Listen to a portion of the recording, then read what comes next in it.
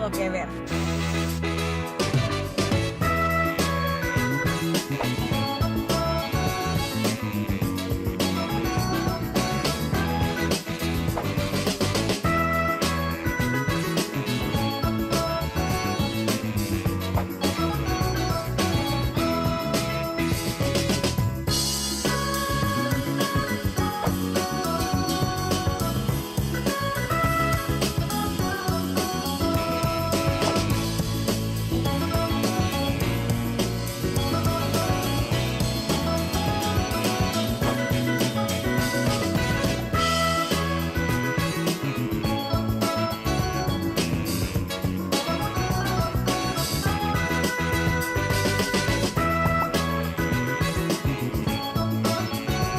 Bienvenidos a Todo Que Ver, conducido por Fernando Veloz.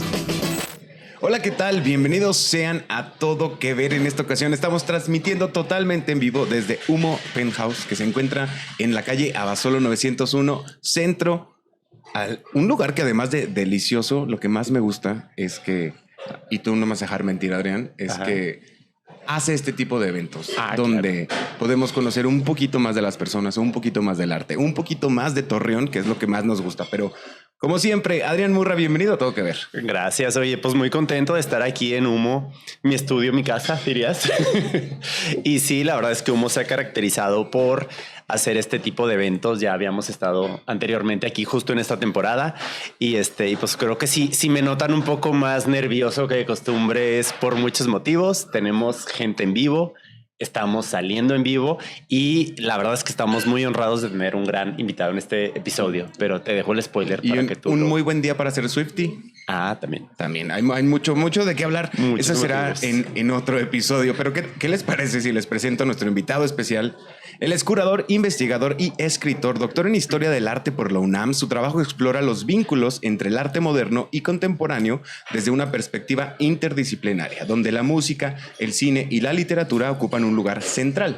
Él ha sido curador del Museo Universitario del Chopo, de la colección ESPAC, de la Bienal FEMSA y de la Feria de Arte Zona Maco. Entre sus exposiciones más destacadas se encuentran Transcripciones, La Nueva Onda del Silencio, Los Otros Libros y Distancia Doble. Actualmente él es profesor de arte contemporáneo en la Universidad Iberoamericana, director artístico en México del Festival Lit y Luz y desarrolla proyectos como curador independiente. Bienvenido a Todo Que Ver, Esteban King. Muchísimas gracias.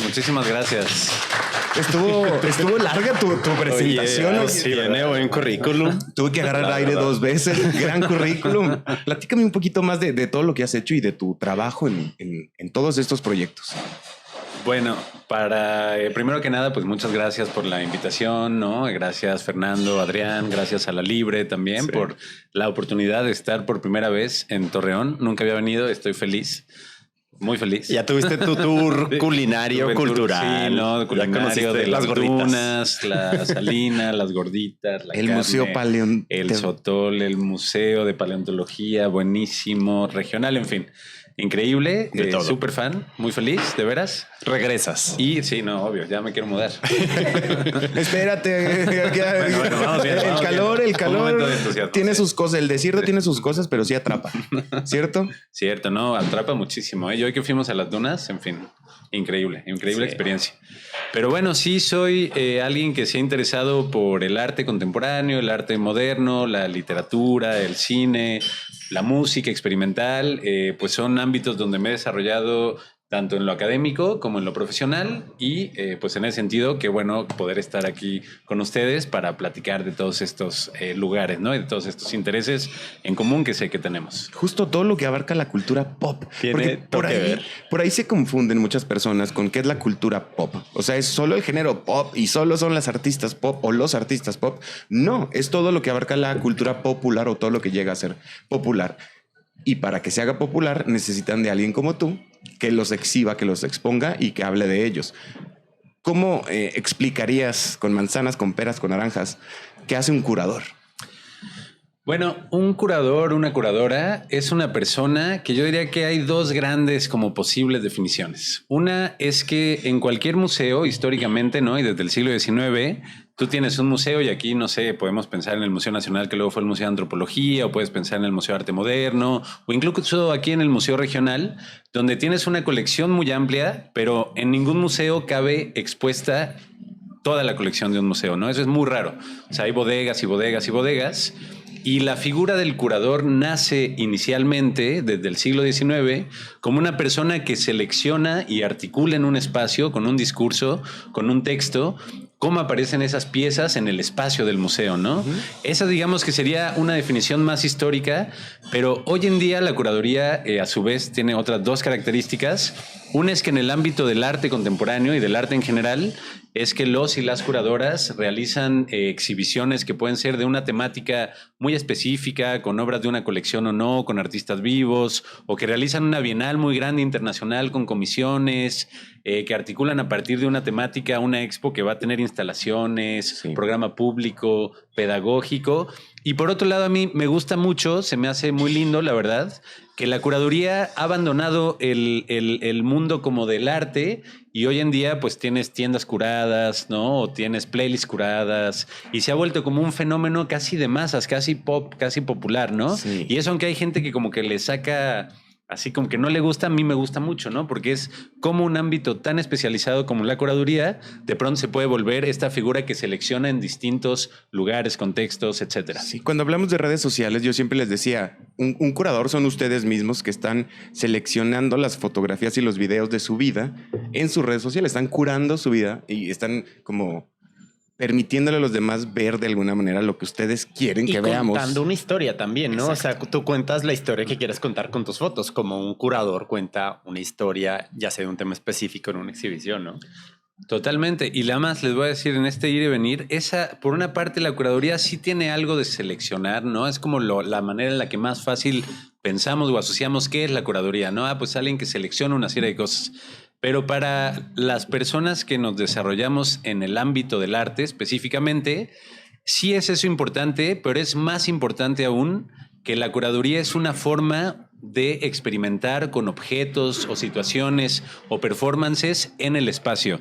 La curaduría la podemos entender de alguna forma como una gramática del espacio. Claro que es. Y tiene todo el sentido porque también puedes intervenir en juntar obras que a lo mejor nunca las habíamos visto en el mismo lugar, en el mismo espacio e incluso en la distancia que deben de tener, ¿no? O sea, tiene todo un desarrollo psicológico, humano, tiene muchas cosas. No, claro, totalmente. Y no solo es con las obras, sino a veces también con los textos, ¿no? Hay un escritor de Estados Unidos increíble, John Berger, que hizo un programa para la televisión sobre cultura visual, sobre analizar las imágenes, la publicidad, como críticamente. Y él tiene un libro muy bonito que se llama Modos de Ver, Ways of Seeing, que les recomiendo ampliamente si no lo conocen, en donde, por ejemplo, te pone una imagen de una pintura de Van Gogh. Y dice, bueno, esta es una pintura de Van Gogh, ¿no? Va. Y luego te dice, pero esta es la última pintura que pintó Van Gogh en su vida, ¿no? ¿Y qué pasa cuando tú le pones a una imagen o a una pintura un texto como ese, ¿no? Claro. Cambia la narrativa también. Cambia completamente cómo lo vas a entender, interpretar, entender. Y si además está articulado con otras piezas que pueden ser o no de Van Gogh, que puede ser de un artista de Torreón, por ejemplo, sería buenísimo, ¿no? Van Gogh y un artista de Torreón, wow. Pues, ¿qué pasa, no? ¿Qué pasa? Sí. En este podcast nos encanta conocerte a través de tus gustos, de tus hobbies, de tus manías, de lo que odias y lo que amas. Tengo dos preguntas para ti. La primera, ¿te acordarás de tu primer crush de la cultura popular? Y no tiene que ser romántico, sino lo primero que te atrapó y que quizá te llevó a tener esta profesión. Híjole, pues digo, como en la cosa visual, yo creo que ya todos los que crecimos con la televisión, pues vimos unas cosas así, digo, yo obviamente vi los Thundercats y los Halcones Galácticos, pero también tengo que decir que de muy chico, y les cuento también una anécdota curiosa, pues yo era así súper fan de Michael Jackson, ¿no? Sí. O sea, yo a los 6 años, ¿no? Cuando vino, no me acuerdo si fue 92 o 94, casi lo voy a ver, que yo tenía 6, 8 años. Sí. Y bueno, lo bueno es que hice un concurso de niño, dibujabas algo para ir a conocer a Michael Jackson en persona y tengo que decir que por suerte no gané el concurso. y bueno, pero bueno, la verdad es que sí era para mí las películas que hacía, las portadas de los discos, todavía me acuerdo, la forma de bailar, obviamente a mí me súper encantaba, ¿no? Me encantaba la música. Esa pieza por ahí aún. ¿Crees que exista todavía? No. No, ya No no sé está. qué fue de ella. Tal vez en un cajón de casa de mis padres, sí, alguna cosa así, pero qué bueno que no gané. Pues, muy bueno. Ahora, placer culposo de la cultura pop. Algo que sí nos dé vergüenza admitir que lo vemos, escuchamos, leemos, sabemos mucho más de lo que quisiéramos. Sí. Bueno, ahí también hay lo pop así, pop como pop mainstream o pop popular, ¿no? O sea, les voy a decir una popular, ¿no? Así que es como culposo, ¿no? Porque también yo creo que pasa, la palabra pop es tramposa. Sí es. Porque tienes algo que es como el pop de la cultura de masas estadounidense, el pop así Madonna, no sé. Y tienes aquí en México o en muchas partes de América Latina lo popular, ¿no? Que te remite no a esa cultura de masas, sino al arte como folk. Sí. Lo que en inglés se diría como folk. Pero bueno, les puedo decir en ese sentido más folk que pop, y ahorita les digo otra pop, que hace como 2 años, una de mis canciones así de que salió en mi Spotify, de la número 2, así, era así como Vienes y te vas de los Huskies, Sí. no sé, y entonces pues así como que sí me daba un poco de pena, ¿no? ¿Lo Pero también publico me o gustaba no? muchísimo, ¿no? Así como que no podía mostrar así en el Instagram, ¿no? Pero bueno, sí, ese es como más popular, ¿no? Y del pop, pues tendría que pensarlo. We Found Love de Rihanna, la verdad me gusta muchísimo. Entonces se me da así. No se me bueno, hacen yo no tan escucho culposos, tanto, la ¿no? Bueno, verdad. no culposo, Creo que hay que escarbarle más. Pero bueno, me moderé. Sí. Pues, aquí con la No, audiencia que van a pensar de mí. Quedaste bien. Exacto.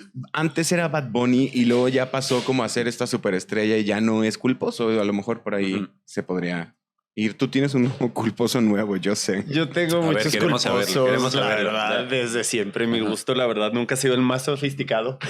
No. Y entre más digo, dejan de ser culposos porque pues ya me conocen, entonces ya qué puedo hacer. Pero mi más escuchado en Spotify en algún año por ahí fue Morat. Entonces, ya lo que tenga que decir ya se invalida con eso.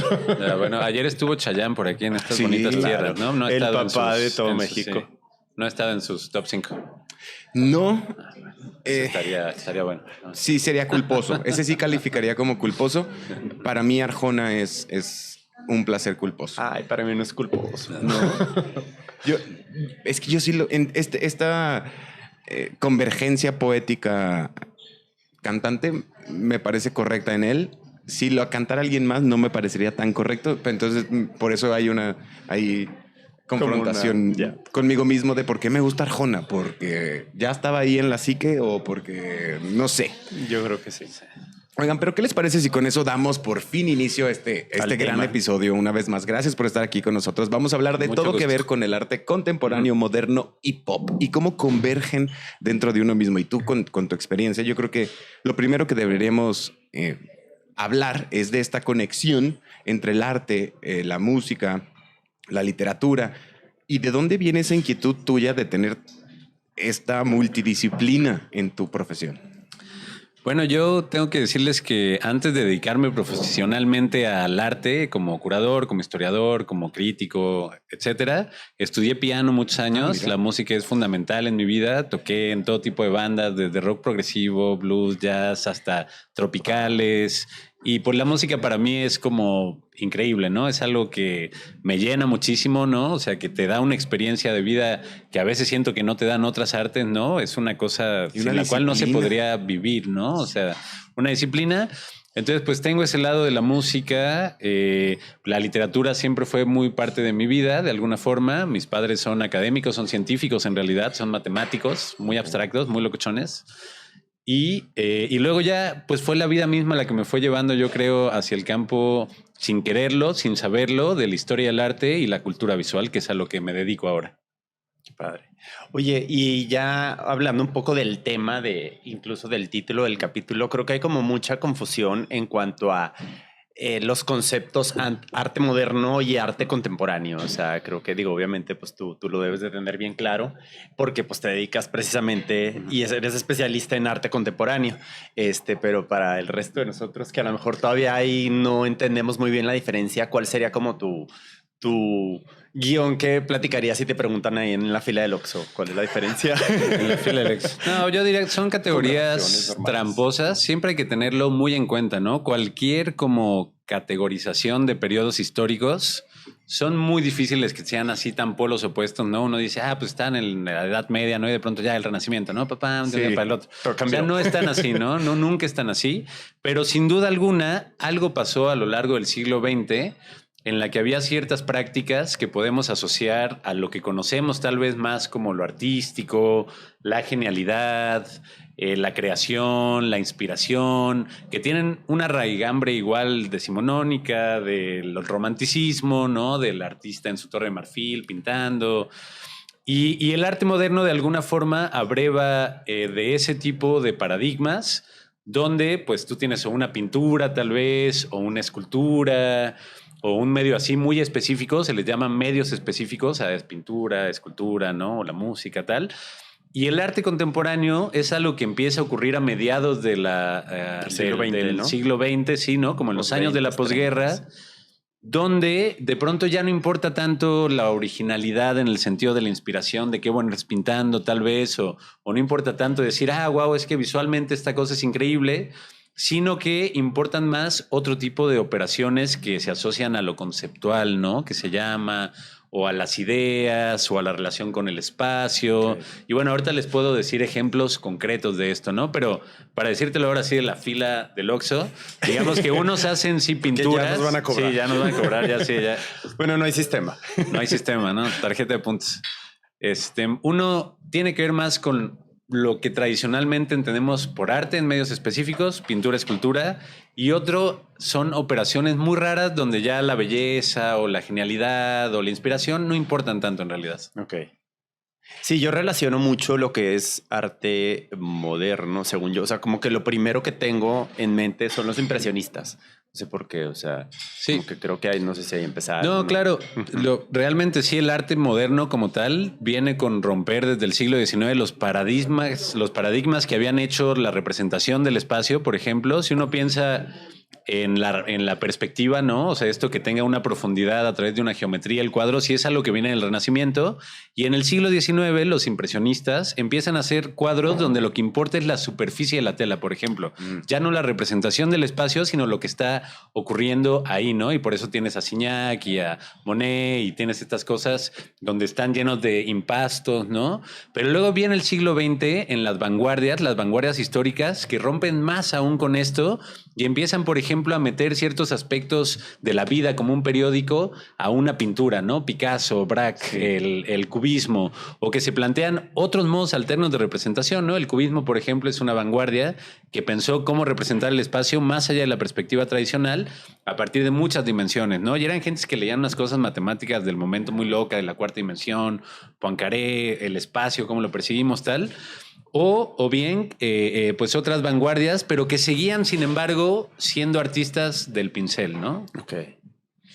Ese es el arte moderno, de alguna forma, pero un artista contemporáneo, pues tal vez no necesita el pincel ya. Justo, creo que cuando... No sé si fue confuso eso o claro. Creo que sí lo estoy entendiendo. Estamos comenzando a procesarlo, pero justo cuando comenzábamos el episodio, hablábamos de cómo estas exposiciones, bienales, ferias... Hay diferentes tipos de, yo les llamaría eventos o temporalidades. ¿Cómo podemos diferenciar cada uno de ellos y a cuál tengo que ir sí o sí? Bueno, al Museo Paleontológico de Torreón. Hay que ir.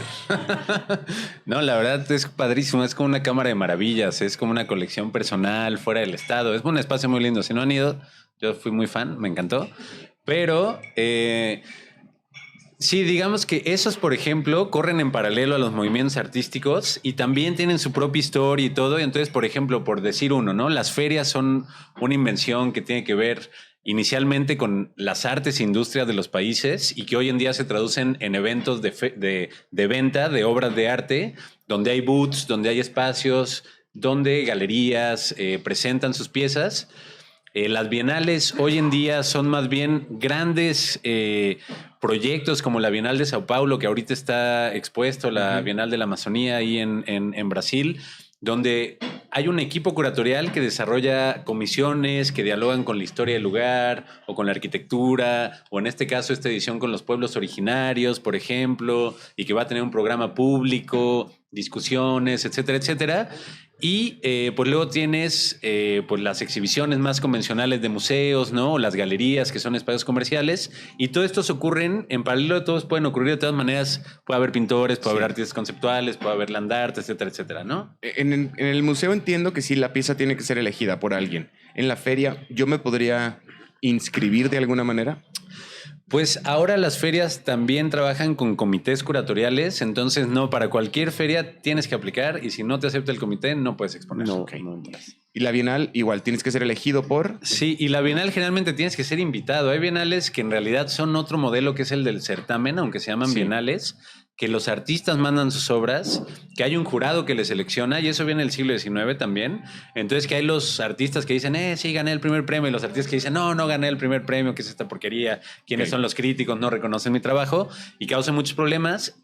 Y ese es como un salón, ¿no? Lo que eran los salones académicos del siglo XIX, pero que así se le llaman muchas bienales. Y la bienal en realidad generalmente es por invitación. Son programas que tú dices, bueno, vamos a hacer una bienal de la laguna, ¿no? ¿Y qué artistas han trabajado con esto? ¿Y qué artistas podemos invitar, por ejemplo, que han trabajado en condiciones similares a las que hay aquí, ¿no? ¿Y qué diálogos internacionales se pueden crear, por ejemplo? Entonces hay todo un equipo que se dedica a desarrollar esas ideas. Y pareciera que más que una simple compraventa de quiero ir a comprar arte, que lo puedes encontrar fácilmente, parece que ahora estos tipos de eventos cada vez son más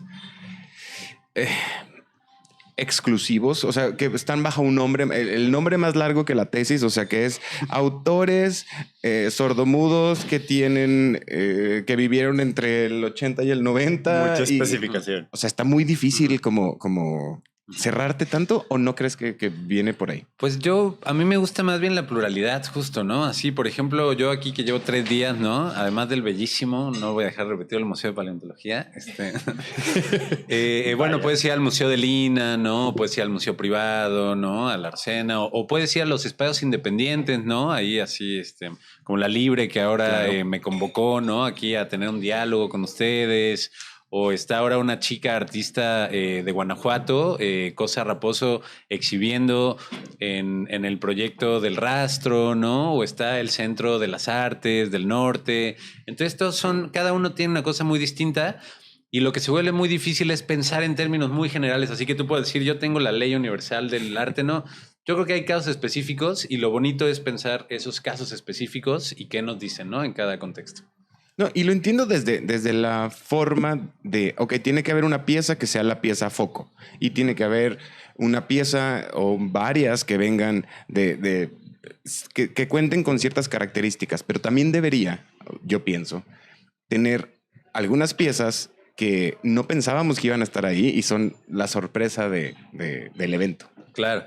No, pues ahí sí depende mucho, por ejemplo, regresando a la pregunta de la curaduría, pues de quién hace la exhibición, ¿no? Y si lo piensan también, ahora como que a veces se critica y la gente dice, bueno, pues es que los curadores y las curadoras que están ahí, pero en realidad si lo piensan, siempre ha habido exhibiciones y siempre había gente que decidía quién exhibía y qué y por qué, ¿no? Entonces también, de alguna manera, la figura de la curaduría nos permite transparentar esas decisiones, ¿no? ¿Qué pieza va a estar en el centro?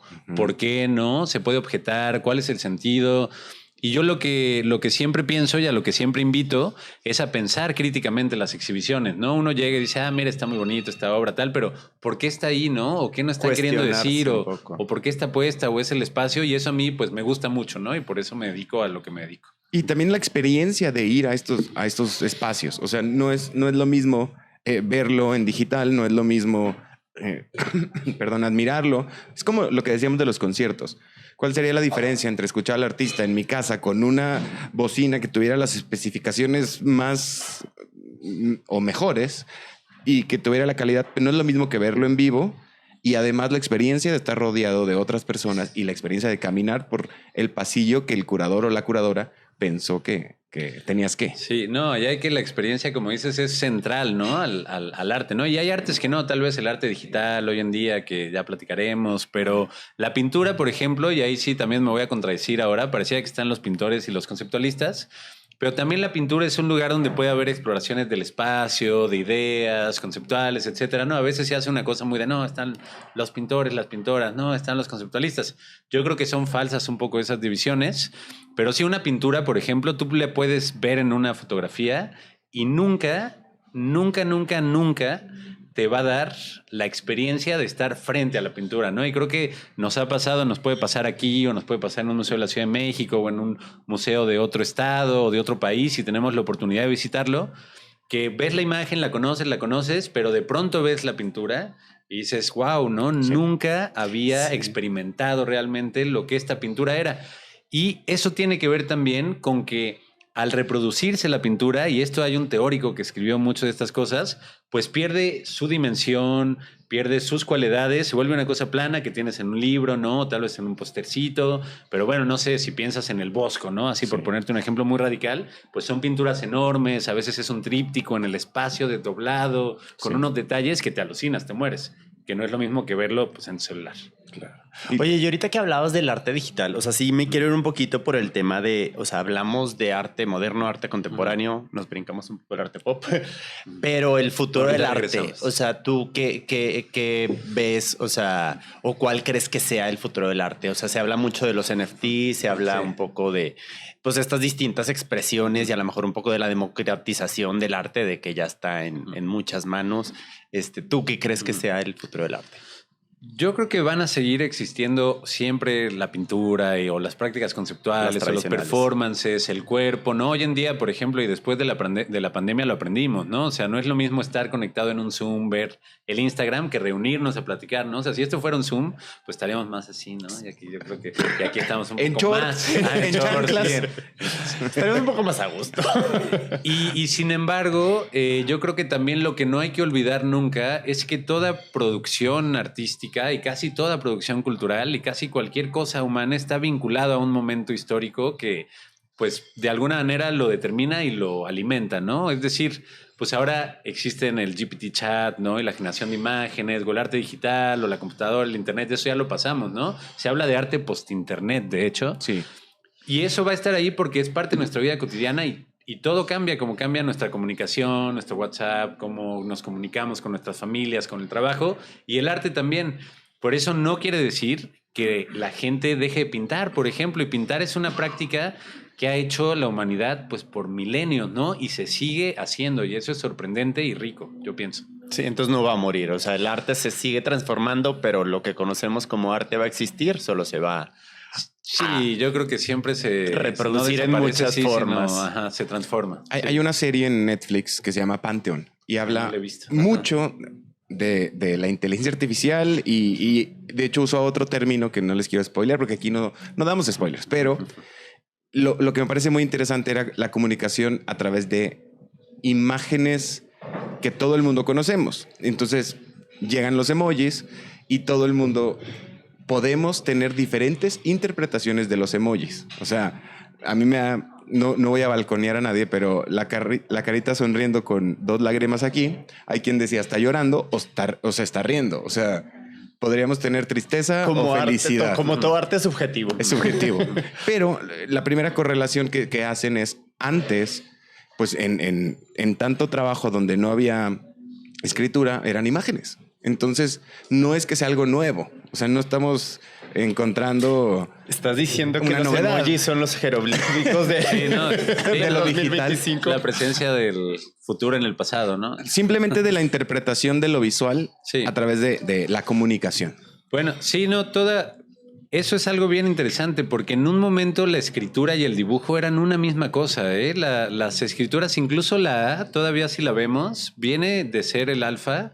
Un torito, es la cabeza de un torito puesta de lado y si tú ves así como la historia de dónde viene, pues viene de una representación pictográfica, ¿no? Es decir, que representaba tal cual el símbolo de lo que era y ahora lo que pasa es que tenemos escrituras fonéticas, no todos, ojo, ¿eh? Por eso también aprender chino, ¿no? Y aprender los kanjis y todo esto es muy raro porque esas no son escrituras completamente fonéticas, sino que obedecen a una visualidad, ¿no? Que puedes ver las palabras independientemente pues de esa especie de fonética, ¿no? Pero bueno, esto para decirte que sí siempre hay yo creo que a veces se quiere separar, ¿no? Lo visual de la escritura, pero si lo piensas también, la escritura es una cosa visual en realidad. Claro. Saber leer es saber descifrar una especie de código cifrado que tú sabes ver visualmente, ¿no? Entonces...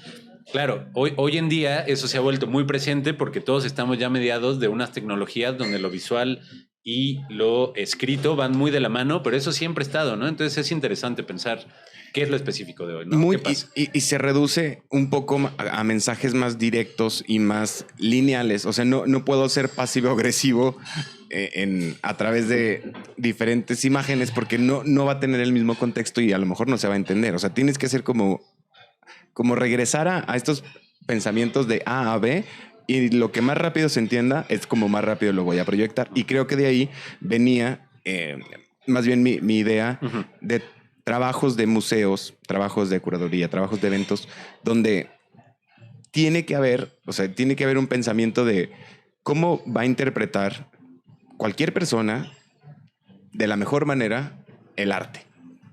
Ya sea, sí, en mi casa no es lo mismo tener una pintura con una luz posterior, una luz tal, una luz cenital. O sea, cambia la interpretación de lo que estás sintiendo y viendo. Claro.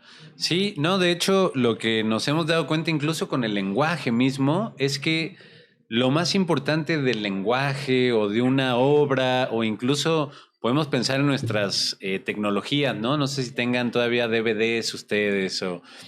No es el momento como que exista ahí una especie de significado inherente e inamovible, sino el momento del accionamiento, ¿no? O sea, si tú tienes tus LPs, pero no tienes la máquina para reproducirlos, o si tienes unos documentos, pero no conoces el idioma, o si tienes los CDs, pero no tienes tu CD player, pues eso está almacenado, pero lo que importa es en el momento y en el contexto en el que se activa, ¿no? Claro, como la conexión, ¿no? Sí, es lo que se llama como en los archivistas, ¿no? Que ven mucho este tipo de problemas, dicen la acción y el archivo, ¿no? Está el archivo o está una colección. No Suponte que tienes la colección del Museo Regional, ¿no? Para volver a un caso local. La puedes articular de 1000 maneras y en realidad es el momento de la articulación el que le da un sentido y no el sentido inherente que pueda tener esa colección, ¿no? Okay. Entonces, depende mucho del contexto, por eso, cómo se ponen las obras, o cómo aparece algo, o cómo se hace un programa donde vas a tener performances o tal, es tan importante, ¿no? Porque no es que, bueno, sacaste otra vez la Mona Lisa, que sí, ¿no? Y tienes tu super hit, sino... ¿Cómo la vas a sacar? ¿En dónde? ¿En relación con qué? Etcétera, etcétera. Pero bueno, la Mona Lisa es un muy mal ejemplo porque es una de esas obras que es como que la gente va a ver la Mona Lisa, específicamente, ¿no? Sí, van y hacen fila. Sí. Oye, aquí en Toque Ver somos muy cultura pop, somos muy ejemplos, pues a lo mejor un poco muy, pues en el estricto sentido de la definición de artístico, pues a lo mejor un poco más populares.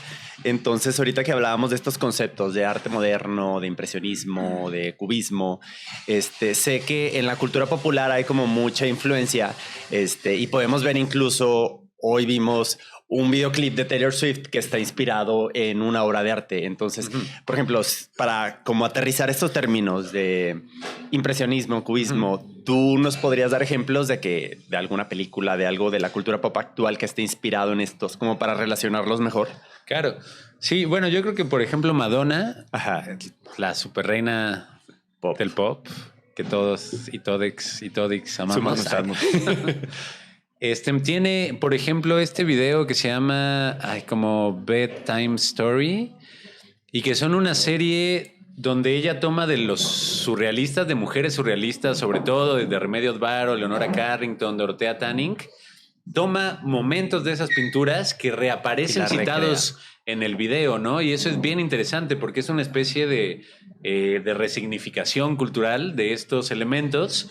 Pero también podría pensar, por ejemplo, y esto se lo debo a una jovencísima alumna mía de arte contemporáneo, el Ibero, un video que yo no conocía de Kendrick Lamar, donde retomó de Gordon Parks, el primer fotógrafo afroamericano que publicó en la revista Life, ¿no? Que hizo mucho por las comunidades segregadas y oprimidas en Estados Unidos, como ha sido históricamente y hasta nuestros días, y hoy más terriblemente estas comunidades. Retoma esas fotografías para hacerlas en un video pues de rap, ¿no? Muy contemporáneo, buenísimo además. Y esto es una cosa que yo la verdad no escucho a Kendrick Lamar, ¿no? O sea, yo fue de ¿qué está pasando? Estuvo en el Super Bowl el año pasado. Estuvo en el Super Bowl el año pasado, sí. y fue mi alumna joven la que dijo, mira, voy a hacer mi ensayo final sobre esta relación, y ves cómo aparecen, y todo el tiempo, en realidad, también la idea misma de que se puede ser original es muy difícil porque siempre estamos citando otras cosas, ¿no? Y eso es lo que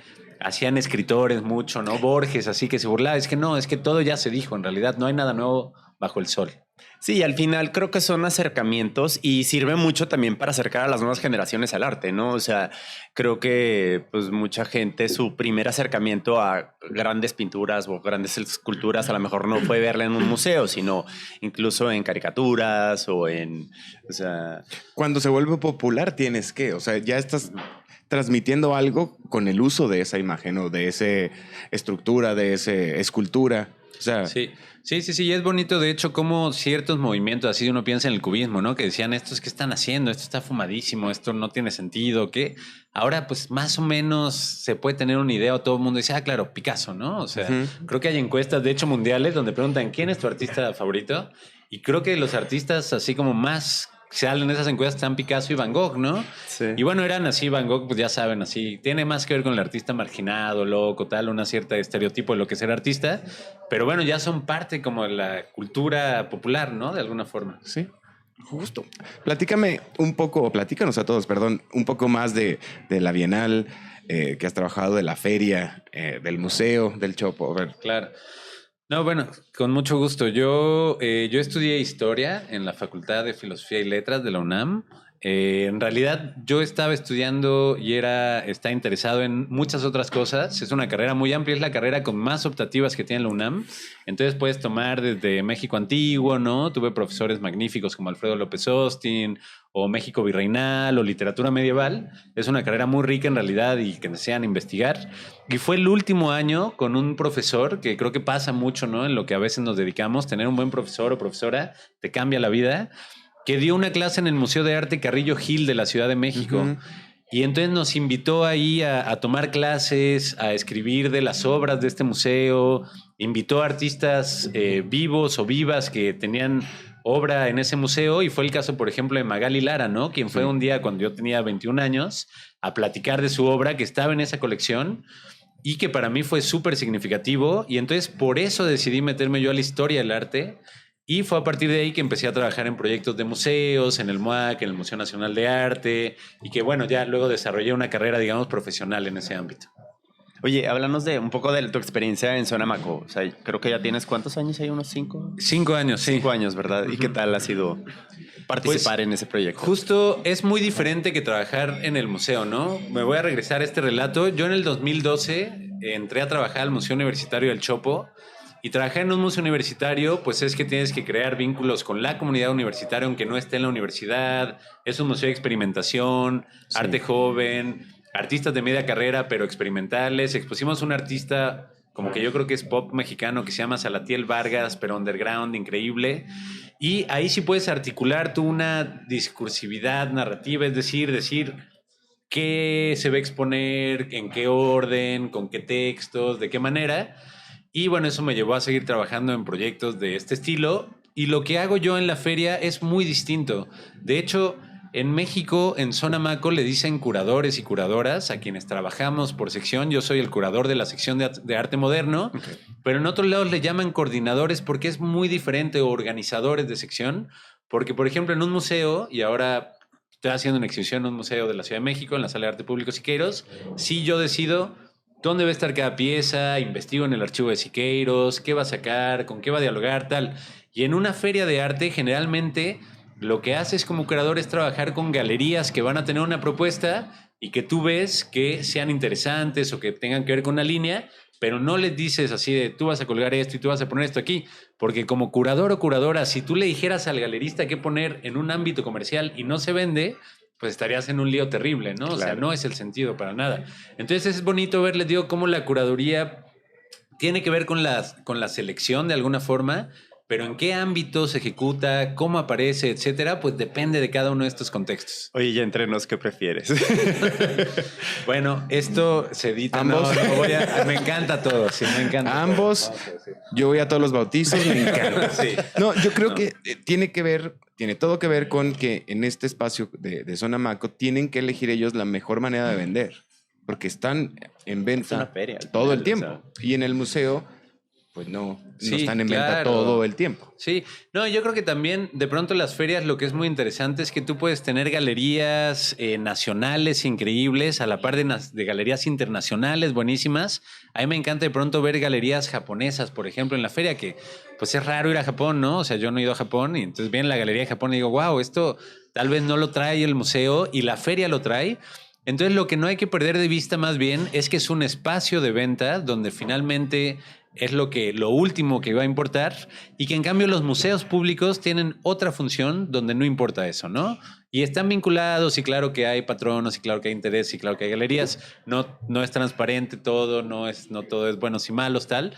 Pero no hay que perderlo de vista nada más, ¿no? Hay que saber entender que son espacios distintos donde se presentan manifestaciones artísticas. Y creo también un poco que, o sea, a veces las restricciones ayudan, ¿no? A la creatividad, o sea, un artista si le pones ciertas reglas a lo mejor se va a retar para hacer cosas que a lo mejor no las había hecho. Entonces a lo mejor como ya no se diga curador, pero como organizar una feria, a lo mejor te estás exponiendo a lo que decías ahorita, o sea, arte japonés que a lo mejor no hubieras conocido de otra manera y también te obliga como a contar una historia con esos elementos que tú no tuviste el control de elegirlos todos, ¿no? Sino pues te los pusieron y también puede salir algo que no hubiera salido si no hubieras tenido como pues esas un poco reglas. Sí, no, totalmente. Y es interesante porque igual aunque es el ámbito comercial, o sea, las galerías representan muchas veces, tienen el legado de artistas, ¿no? Entonces de pronto trabajas con la galería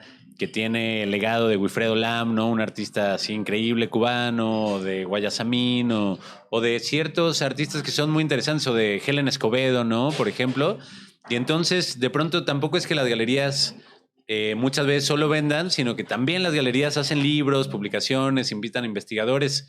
O sea, no, te digo, todo está muy mezclado, pero hay que tener claro simplemente que son espacios de exhibición artística muy diferentes, ¿no? Sí, claro. Aunque están en el fondo muy interrelacionados, porque hay un ecosistema y, ¿cómo se llama este podcast?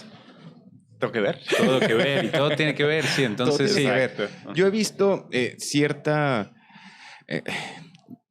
yo creo que puede ser también por el rechazo que podría sentir este artista torturado, este artista que no siente que encaja en muchos lugares y como, yo no quiero estar en tal o jamás aplicaría a tal lugar. Entonces, ¿cuál sería como un comentario general que tuviera todo que ver para artistas emergentes? ¿Cómo podrían empezar a mostrar sus obras en otros lugares que no sea quizá el más cercano a su hogar? Bueno, yo creo que todo esto se hace en procesos de sociabilización, ¿no? O sea, creo que tener grupos de artistas jóvenes que se reúnen a exhibir, ¿no? En espacios que consiguen para varios artistas, por ejemplo, pues es súper importante.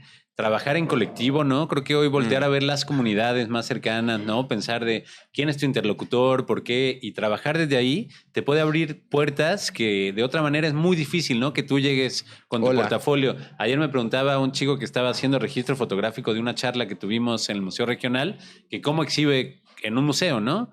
Yo le decía, bueno, pues se inicia, o sea, tienes que, claro, tener algún tipo de relación, o tienes que ya haber expuesto, porque llegar tú con tu carpeta es muy difícil, pero si tienes una comunidad de gente alrededor, eso te va a facilitar mucho la entrada a todos los lugares, interlocutores, cómo, quién, etcétera. Entonces yo creo que ahí hay que voltear a ver en un mundo también muy marcado por la individualidad, ¿no? Las ideas de lo único, del individuo, así de tú tienes que triunfar, voltear a ver a la comunidad y más en el arte se me hace fundamental.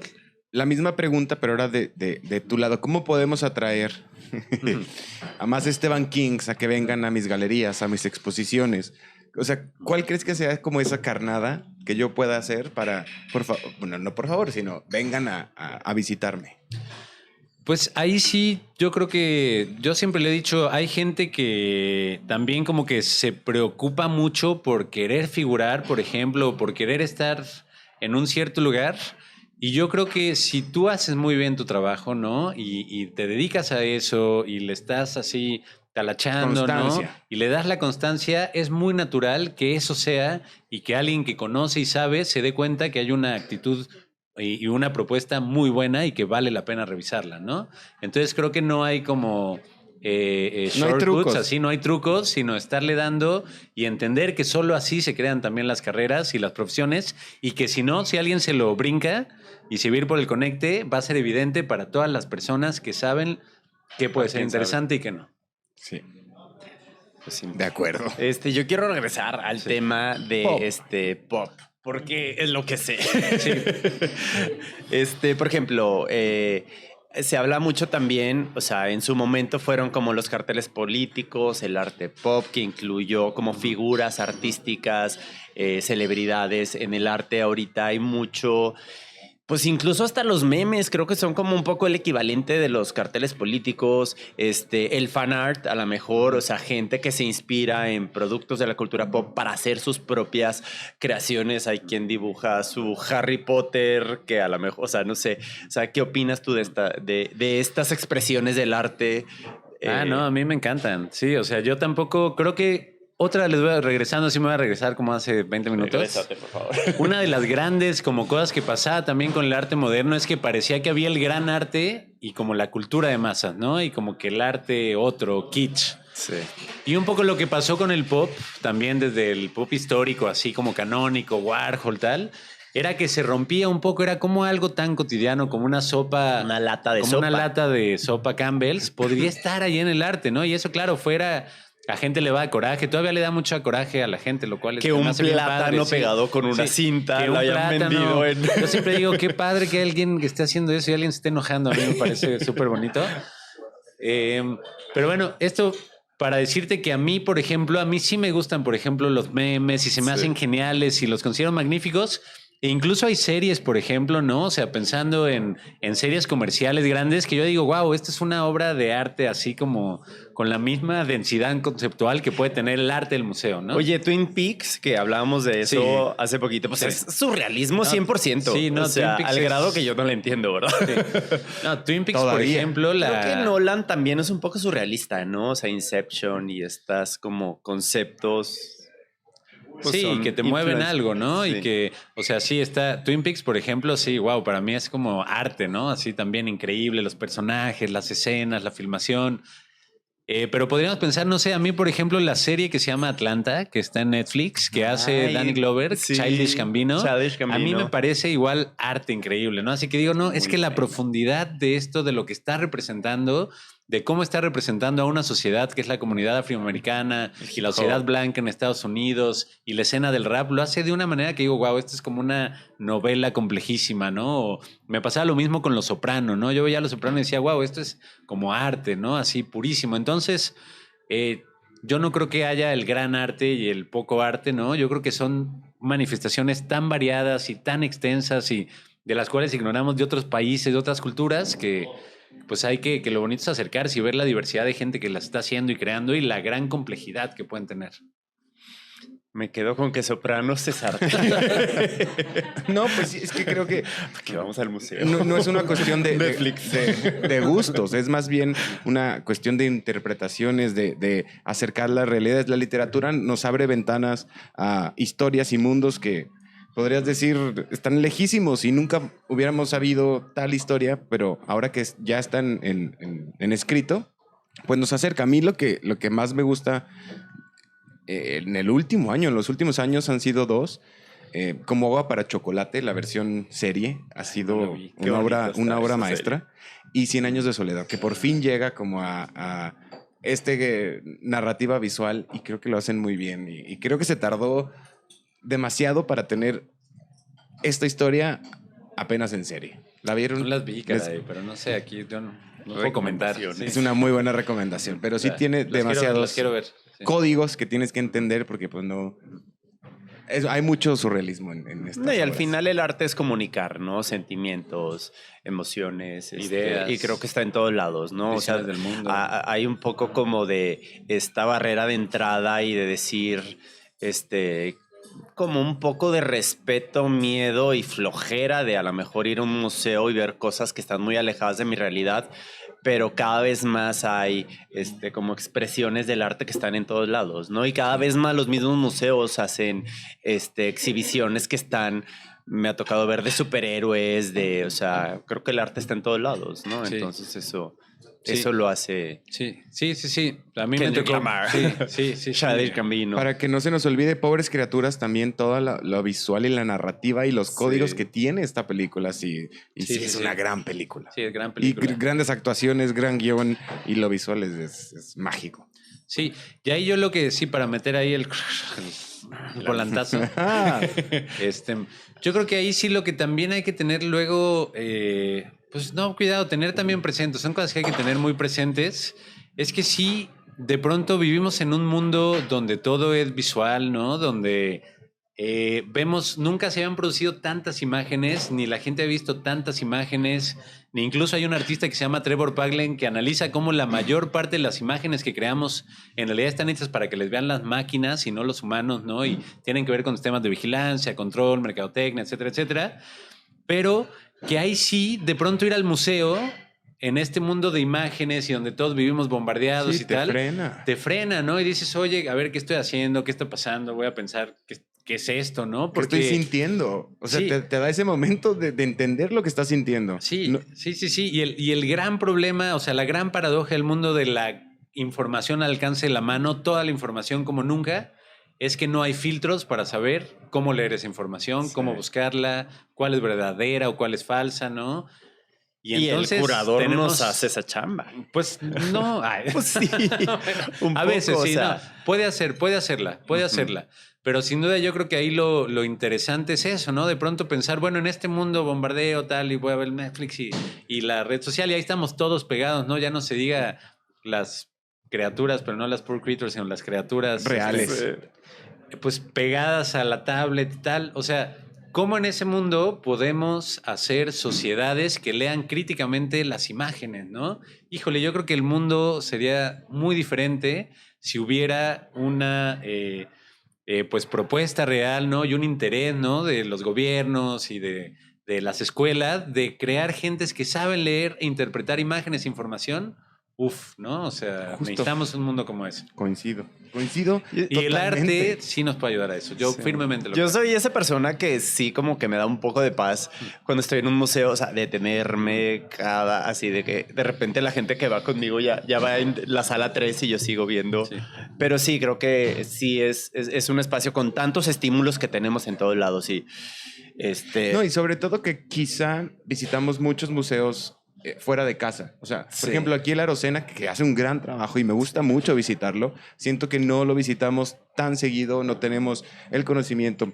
Y no es el único. Hay muchos en Torreón, pero cuando vamos a uno lejos, que dices, vengo a tal, pues tienes un Le tiempo... das su espacio, ¿no? Y su tiempo. Sí. Y podemos hacerlo aquí mismo en casa. Exacto. Oigan, creo que quiero cerrar con ese comentario que hicimos en este momento porque no hay una conclusión en este episodio. Sin embargo, recomendaciones de lugares, eventos, museos que podamos visitar.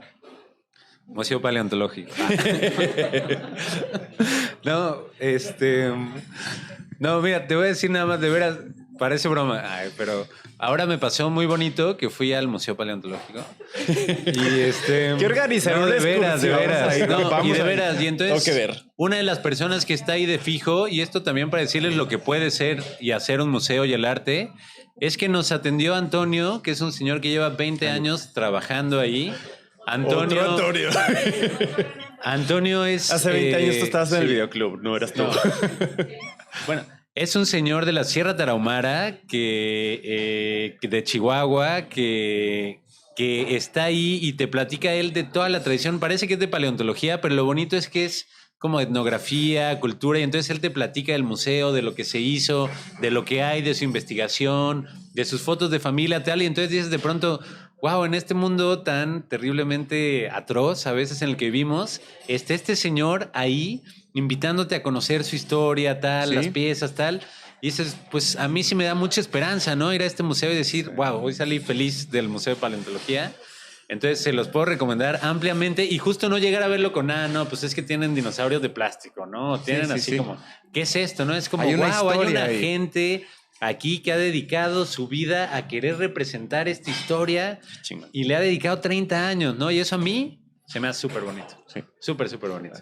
el Museo de Paleontología en Saltillo, a mí siempre Bravo. ha sido de mis favoritos. Y el de Antropología en México. Siempre tiene algo, es gigante, es maravilloso. Bueno, recomendaciones. O sea, la verdad es que mañana está lo de Cosa Raposo, les decía, en Rastro, aquí en Torreón.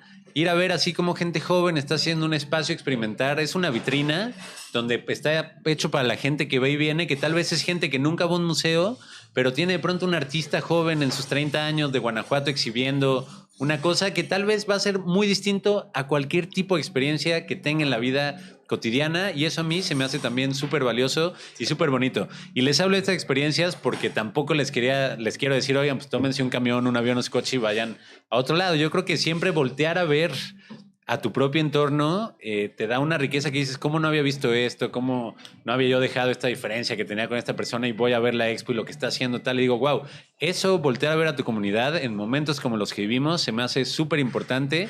No solo en el ámbito del arte, sino en todo, ¿no? Entonces creo que es algo recomendable. El acceso fácil, o sea, de que lo tienes aquí, sino también es tu historia, ¿no? Es parte de la historia de donde vives. Te vas a relacionar, te vas a dialogar con eso, sí. Y vas a entender. Pues vamos al Museo de Pantalla. Vámonos de aquí. A donde nos inviten. Oigan, muchísimas gracias por acompañarnos. De verdad, gracias a todos. Gracias a Humo, gracias a Antonio, La Libre. Gracias a Todo Que Ver y sobre todo gracias a ti por acompañarnos. Ha sido gracias a ustedes, una gran experiencia. ¿Cómo te encontramos en redes sociales? Estoy como mi nombre, Esteban.king en Instagram. Y bueno, pues si llegan a ir a la Ciudad de México, alguna cosa que tengan que atender, voy a estar haciendo una exhibición con el archivo de David Alfaro Siqueiros en la Sala de Arte Público Siqueiros, con obras de Siqueiros, pero que dialogan también con propuestas de 5 artistas contemporáneos que están, no son mexicanos todos, pero que están en la Ciudad de México, y que es una manera, volviendo también a otro de nuestros puntos de orígenes, de vincular prácticas artísticas modernas como la de Siqueiros con prácticas artísticas contemporáneas como la de estas obras que se van a producir ex profeso, ¿no? Entonces, pues invitarles 25 de octubre y hasta marzo. Allí estará. Qué bonita fecha. Adrián Murra. Fecha, sí, me han dicho. Muy bonita. Adrián Murra. Hola, yo soy Adrián Murra y así estoy en todos lados, Instagram, etcétera. Y yo soy Fernando Veloz y esto fue Todo Que Ver.